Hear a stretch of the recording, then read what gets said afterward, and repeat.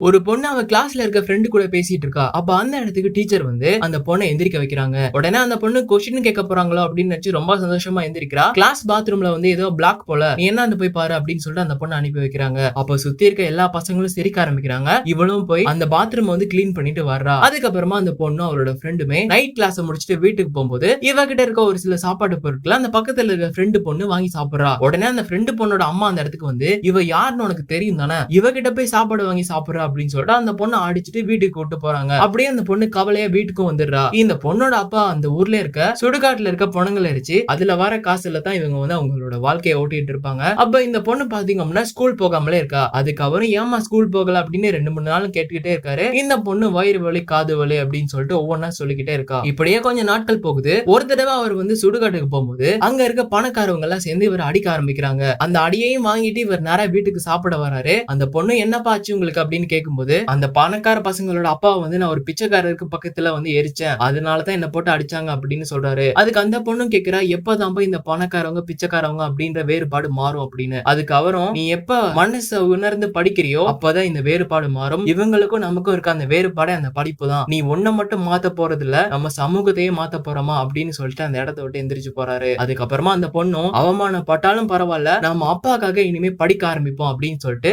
வரப்போற 12th எக்ஸாமுக்காக ரொம்ப ஹார்டா வந்து படிக்க ஆரம்பிக்கிறா. அங்க நடக்கிற சின்ன சின்ன எக்ஸாம்ல இந்த பொண்ணு 100க்கு 100 எடுத்து பாஸும் வாங்கிட்டு இருக்கா. இப்படியே ஒரு நாள் பாத்தீங்க அப்படின்னா அந்த 12th எக்ஸாமோட டேயும் வந்துருது. அதனால அவங்க அப்பாக்கு சமைச்சு வச்சுட்டு அவங்க அப்பா கிட்ட சொல்லிட்டு ரொம்ப வேக வேகமா கிளாஸுக்கு போறா. அந்த பொண்ணோட அப்பா பாத்தீங்க அப்படின்னா அதை கேட்டு பேசாமலே இருக்காரு. உடனே இந்த பொண்ணு என்னாச்சுப்பா அப்படின்னு சொல்லிட்டு பெட்டுக்கு வந்து அவங்க அப்பா வெளியே போய் பாக்குறா. பார்த்தா அந்த பணக்கார பசங்க அடிச்சிருப்பாங்கல்ல, அந்த காயங்கள் உள்ளாரையே இருந்து அவர் வந்து இறந்தே போயிட்டாரு. இதை நினைச்ச அந்த பொண்ணு அந்த இடத்துல இருந்து அழுக ஆரம்பிக்கிறா. ஆனா அவங்க அப்பாக்காக இந்த இடத்துல இருந்து அழுதா நம்ம எக்ஸாம விட்டுடுவோம், நம்ம அப்பா பேச்சுக்காக நம்ம போகலாம் அப்படின்னு சொல்லிட்டு அவ கலட்டி போட்ட பேக மறுபடியும் மாட்டிட்டு நேரா எக்ஸாம் ஹாலுக்கு போய் எக்ஸாமே வந்து எழுத ஆரம்பிக்கிறா.